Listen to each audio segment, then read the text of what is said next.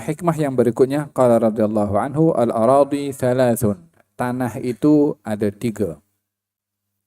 Ardun idza suqiyat ambatat al-ushba wal kala. Tanah yang kalau disiram, dibasahi akan menumbuhkan rumput dan juga tumbuh-tumbuhan yang lain.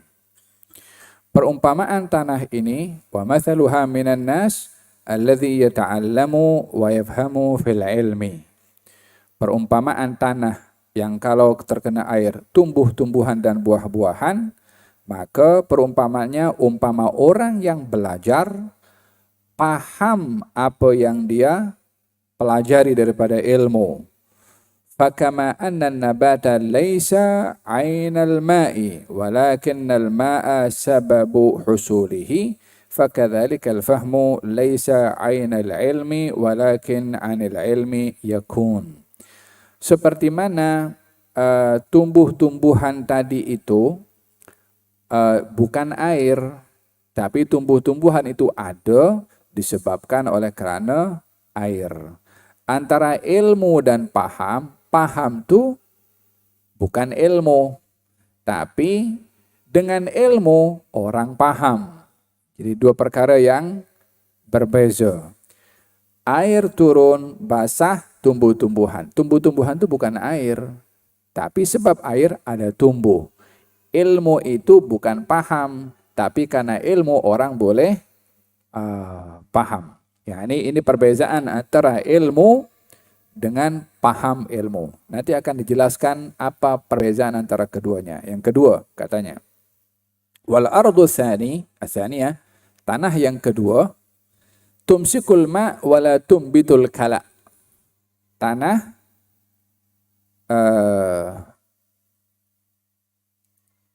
yang boleh menampung air, menakung air, tetapi tidak menumbuhkan tumbuh-tumbuhan. Tanah itu mungkin agak keras, jadi kalau air turun atau hujan, dia hanya boleh menakung saja.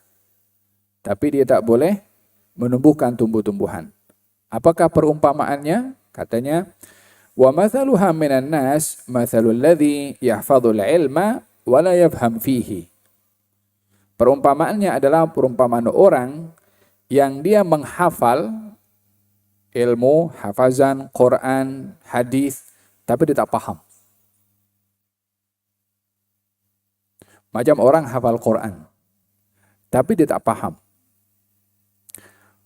Umpama tanah yang boleh menakung air masih bermanfaat lah, karena boleh air itu disimpan dan boleh dimanfaatkan oleh orang lain, walaupun dirinya sendiri dia tak boleh mengambil manfaat. Umpama orang kalau dia ada ilmu tapi dia tak paham, macam komputer, dia boleh simpan ilmu tapi dia tak paham dia. Orang yang hafal Quran, dia mungkin dengan membaca suaranya indah, yang dengar paham, yang dengar terkesan, tapi yang baca tak paham, tak terkesan. Dan dalam hal ini, terkadang orang lain bermanfaat, tapi dirinya tidak mengambil manfaat. Perumpamaan orang yang dia ada ilmu, tapi tak paham. Yang kedua ini masih baik, karena masih ada ilmu dan ada harapan paham. Tapi yang pertama adalah yang lebih utama, karena dia ada ilmu, paham ilmu. Yang ketiga, wa idza ra'aital 'alima la yazidu 'ala ma yasma'u fahuwa dzaka. Kalau kamu melihat adanya orang punya ilmu tapi tidak bertambah pada ilmunya, melainkan ilmu itu saja, la hidayahnya bertambah, wala amalnya bertambah, tak dilihat apapun penambahan, maka ia termasuk daripada yang kedua, yaitu tanah yang hanya boleh menakung air, menyimpan air, tapi tak boleh bermanfaat untuk dirinya. Mungkin orang lain boleh mengambil manfaat. Ini perumpamaan antara ilmu dengan pemahaman. Kemudian yang ketiga, wa idza ra'aitahu yazidu 'alaihi syai'an yuwafiqu ma sami'a min al-ilmi fahuwal awwal. Tapi kalau orang yang punya ilmu tadi paham dan beramal, maka dia termasuk yang pertama. Tapi kalau dia punya ilmu saja tak paham, maka tetap umpama air yang hanya menakung tanah yang hanya menakung air saja. Wal ardu tsalitsatu, tanah yang ketiga, ardun la tumbitu kalaan wala tumsiku ma'an.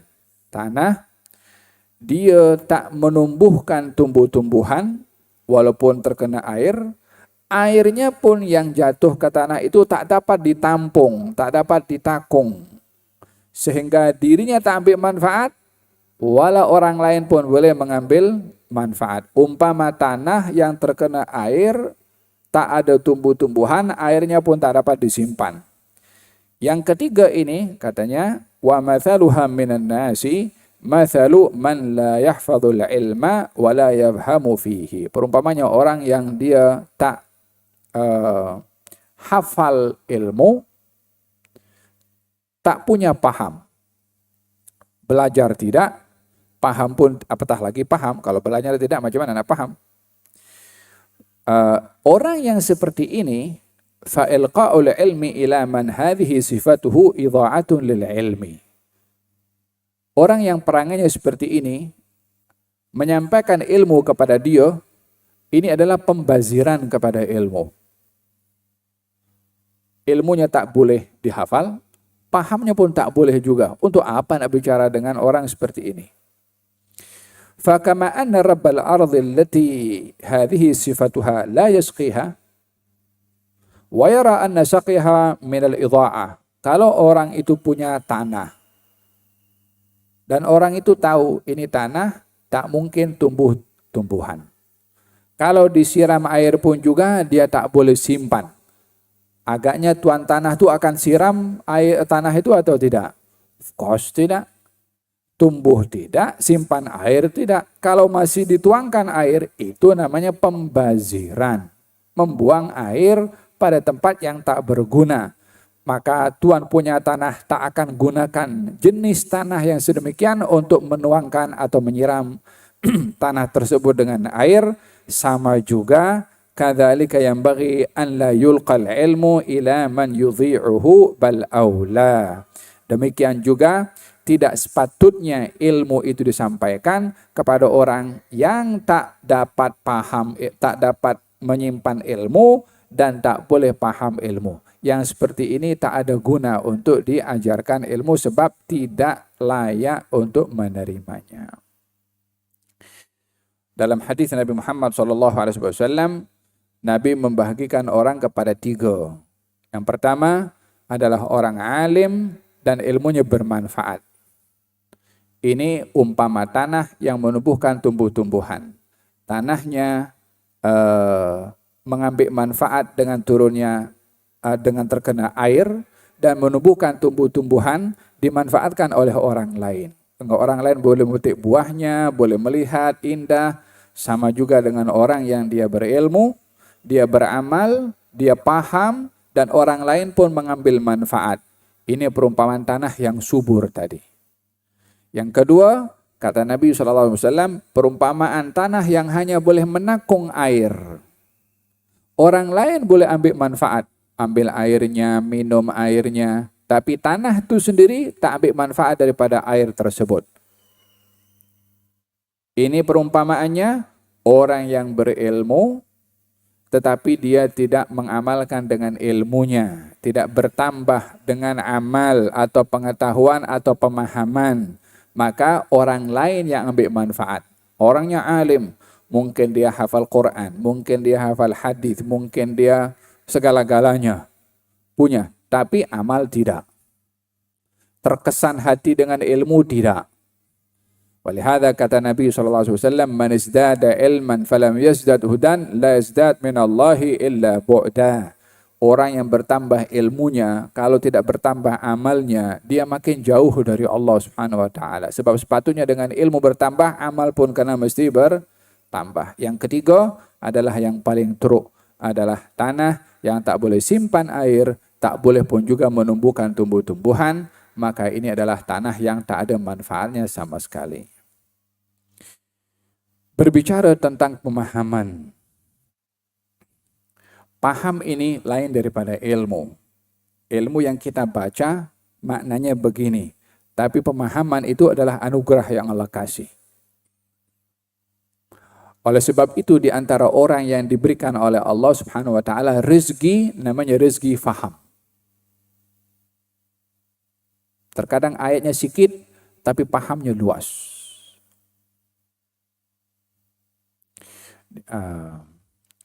Dahulu ada Syekh Abdul Qadir Jailani, qaddasallahu sirrah. Dia kalau menyampaikan mengajar, itu terkadang yang hadir dalam majelisnya ada yang sampai pengsan karena takut kepada Allah atau karena rindu kepada Allah. Kalau dia bercakap singkat saja, orang yang hadir banyak yang menangis walaupun singkat. Satu hari anaknya, dia kata, "Abah, aku nak beri tazkirah juga, nak sampaikan ilmu." Kata abahnya, "Belum waktunya." Dia kata, "Aku nak juga." So, abahnya ingin menguji dan ingin mengajar kepada anaknya. Oke, silahkan. Malam-malam dia susun kata-kata cantik semua. Kata-katanya sastra. Esok pun dia khutbah. Oh, panjang lebar. Kata-katanya indah. Orang pun tak terkesan. Kemudian turun. Abahnya naik.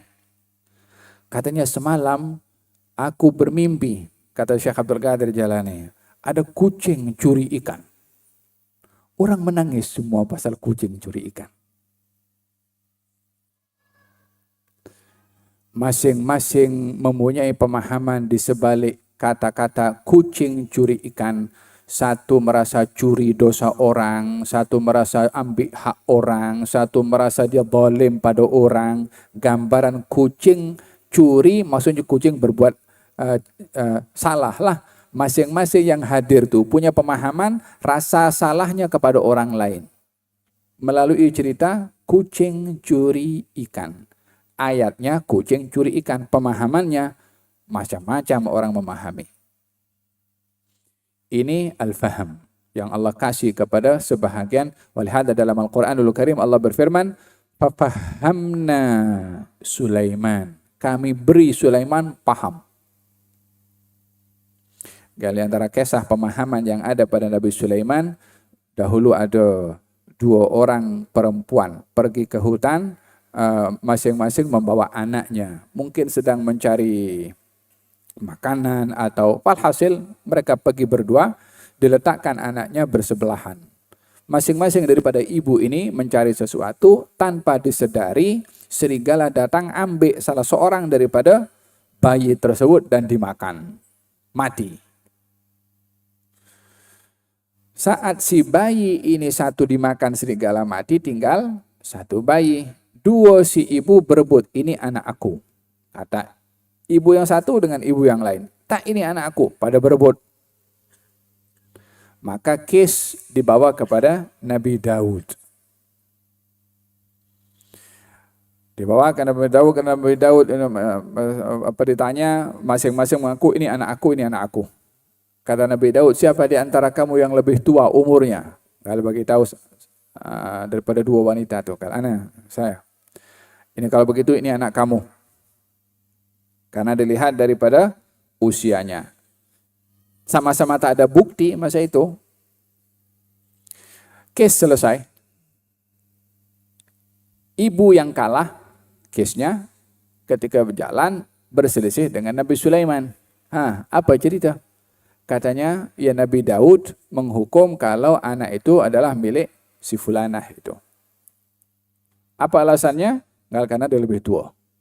Kata Nabi Sulaiman. Nabi Sulaiman kan anak kan kepada Nabi Daud. Katanya, kalau aku jadi ayahku, jadi hakim, aku tak guna cara macam tu. Maka perempuan tu bagi tahu kepada Nabi Daud. Anakmu kamu cakap macam tu. Kali panggil Nabi Sulaiman. Kalau kamu jadi hakim, apa kamu putuskan? Aku ada caraku sendiri. Coba kamu putuskan. Panggil 2 orang, si ibu tadi. Mana anaknya? Letakkan anaknya di hadapan Nabi Sulaiman. Kata Nabi Sulaiman mengatakan, ambil pisau. Ambil pisau. Lalu apa nak dibuat? Aku nak belah 2 ni anak. Kamu ambil 1, kamu ambil 1. Diambil pisau, maka ibu yang yang salah, yang kalah case tadi, dia pun tarik case. Halas. Aku tarik diri. Ini anak miliknya si perempuan itu yang lebih tua. Kata ibu yang lebih muda. Nabi Sulaiman ambil ini anak, diserahkan kepada ibu yang kalah case tadi itu. Ini anak kamu. Terkejut semua, macam mana? Padahal ibu dah tarik diri daripada case. Ya, ini ibu tarik diri daripada case sebab dia tahu ini anaknya. Dan dia tidak ridha atau tidak ada hati nak biarkan anaknya dibelah menjadi dua, mati juga. Maka dia tarik case, korbankan perasaan, yang penting anak hidup. Perempuan yang satu lagi itu tak terkesan pun juga sebab dia tahu anak yang dimakan serigala anak dia. Jadi anak ini mati atau tidak mati tak ada kurang bagi perempuan yang kedua. Cerdik, pandai. Ini keputusannya Nabi Sulaiman. Ketika berhati faham, diberi pemahaman oleh Allah Subhanahu wa ta'ala. Fafahamna Sulaiman. Olehada dalam Al-Quranul Karim Allah berfirman, yu'til hikmata man yasha. Allah memberi hikmah. Apa itu hikmah? Paham. Allah mafaqihu fid din. Ya Allah ajarkan kepada Ibnu Abbas paham. Faham dong? Jadi ilmu itu satu, paham pemahaman yang berbeza. Nah, terakhir baginda Rasulullah ketika berkhutbah menyampaikan firman Allah di padang Arafah dalam Hajjatul Wada, "Al-yawma akmaltu lakum dinakum wa atmamtu 'alaikum ni'mati wa raditu lakum al-Islam madina." Ayat ini ketika turun, semua kaum muslimin happy. Gembira. Apa sebabnya? Ini deklarasi dari Allah Subhanahu wa taala, agama sudah sempurna. Kecuali Sayyidina Umar menangis. Yang lain gembira, bahkan saling ucap tahniah satu dengan yang lainnya. Alhamdulillah, alhamdulillah. Kecuali Sayyidina Umar menangis. Kenapa kamu menangis? Ayat ini memberitahukan bahwasanya ajalnya Rasulullah sudah dekat. Sebab kalau agama sudah sempurna, tugas Nabi sudah selesai. Kalau Nabi tugasnya selesai, dia sudah tiba waktu untuk kembali kepada Allah. Bukankah itu musibah bagi kita berpisah dengan Rasulullah? Paham. Paham dong? Ada berkenaan dengan pemahaman. Kalau Sayyidina Abdullah bin Abbas ditanya oleh Sayyidina Umar tentang ayat idza jaa nasrullah wal fath sampai akhirnya. Semua kaum muslimin ditanya dulu, apa kamu paham? Katanya ayat ini adalah pemberitahuan dari Allah, kita berjaya, orang Islam sudah ramai jumlahnya dan memeluk agama Islam, kita sudah menang dan macam-macam. Last sekali Abdullah bin Abbas ditanya, Abdullah bin Abbas, apa kamu paham tentang ayat ini? Ya Amirul Mukminin, ayat ini adalah takziah dari Allah kepada kita. Kenapa takziah? Disebabkan karena kalau Islam sudah berjaya, kaum muslimin sudah ramai, kota Mekah jatuh ke tangan kaum muslimin. Dalam hal ini ajalnya Nabi sudah semakin hampir. Pemahaman Abdullah bin Abbas beza dengan pemahaman yang lain daripada para sahabat. Oleh sebab yang demikian, pemahaman itu adalah satu hal yang berbeza dengan ilmu. Terkadang kita baca Al-Fatihah hari-hari. Bagi setengah orang, suratnya sama, pemahamannya berbeza. Tapi yang hanya baca Fatihah macam itu saja, tak ada pemahaman yang bertambah. Bergantung sejauh mana kita ini hormat kepada ilmu, sejauh itu kita akan ditambahkan pemahaman oleh Allah Subhanahu wa ta'ala. Wallahu ta'ala alam bisawab. Semoga Allah Subhanahu wa ta'ala menganugerahkan kepada kita pemahaman di dalam agama, dan dengan pemahaman itu seorang akan mendapati rahasia yang disimpan oleh Allah Subhanahu wa ta'ala di dalam ilmunya Allah Subhanahu wa ta'ala. Ada kalanya, ini pun satu hal juga ya. Ada kalanya kan ilmu itu tak boleh disampaikan kepada orang yang tak boleh paham. Jangan sekali-kali menyampaikan ilmu kepada orang yang tak boleh paham. Lebih-lebih lagi kalau orang sendiri yang mengajar tak paham, nak ajar orang lain. Macam mana nak orang lain nak paham? Di antaranya adalah orang kalau berbicara tentang ilmu hakikat, ilmu ma'rifat. Dia tak tahu ilmu ma'rifat itu apa, nak cakap pasal ilmu ma'rifat. Terbolak-balik sana, so tak lepas daripada qawaid Quran, lepas daripada qawaid hadis Nabi Muhammad SAW, cakap merepek entah bagaimana. Oh, kita ma'rifat. Ada golongan tu di satu tempat lah, ada golongan yang namanya golongan iling. Bukan, tak tahulah di sini ada atau tidak lah. Golongan iling ini golongan orang-orang yang dia berusaha memahami ilmu yang halus tanpa ada cukup asas untuk paham ilmu tersebut. Apa dia punya pemahaman? Pemahaman daripada Quranul Karim. Apa itu? Quran suruh aqimis salata lidzikri. Tunaikan salat untuk ingat pada aku. Intipati pada salat, ingat pada Allah. Jadi, kalau orang itu boleh ingat walaupun tanpa ruku, tanpa i'tidal, tanpa sujud, tanpa berdiri, kita pejam mata saja, ingat pada Allah, itu pun salat. Pun orang songsang punya cara berfikir, la faham bahasa Arab, wala faham ilmu Quran, wala faham ilmu hadis, wala faham ilmu mustalah hadis, dah terus tafsirkan Quran ikut dia punya pemahaman. Ini gurunya adalah iblis. Disebabkan oleh kerana menafsirkan, mengajarkan, menyampaikan tanpa ada asas pada ilmu yang disampaikan. Kata Sayyidina Ali bin Abi Thalib mengatakan dalam Sahihul Bukhari, hadithun nasa bima ya'rifun. Ajarkan orang itu mengikut kapasiti pemahamannya. Kalau tidak, Allah dan Rasulnya boleh didustakan oleh orang itu karena salah fahamnya tadi. Tidak ada jenayah yang lebih besar dilakukan oleh seseorang melebihi daripada jenayah orang menyampaikan ilmu syariat yang terlalu tinggi kepada orang yang tak layak untuk paham. Kepada orang yang dia tahapnya masih rendah. Akhirnya jadi fitnah kepada orang tersebut. Ada kalanya kita perlu sembunyikan ilmu bila berhadapan dengan orang yang tak paham untuk diajarkan. Macam tadi itulah yang terakhir tu, la dia boleh terima, wala dia boleh paham. Nak diajar apa kepada orang itu seperti itu? Fahim dom, hada berkenaan dengan menyampaikan ilmu, mestilah ilmu itu disampaikan kepada orang yang layak untuk paham, barulah ilmu itu bermanfaat. Kalau tidak, keep silent. Baik kita diam supaya tidak salah meletakkan ilmu bukan pada tempatnya. Macam ada buku-buku yang halus untuk difahami ya, buku-buku yang sukar untuk seorang level-level macam kita ini untuk boleh nak faham. Karangannya Al-Imam Al-Ghazali, ada satu buku ditulis oleh Imam Al-Ghazali cukup halus untuk difahami. Level-level macam kita ni, macam saya ni, tak boleh nak baca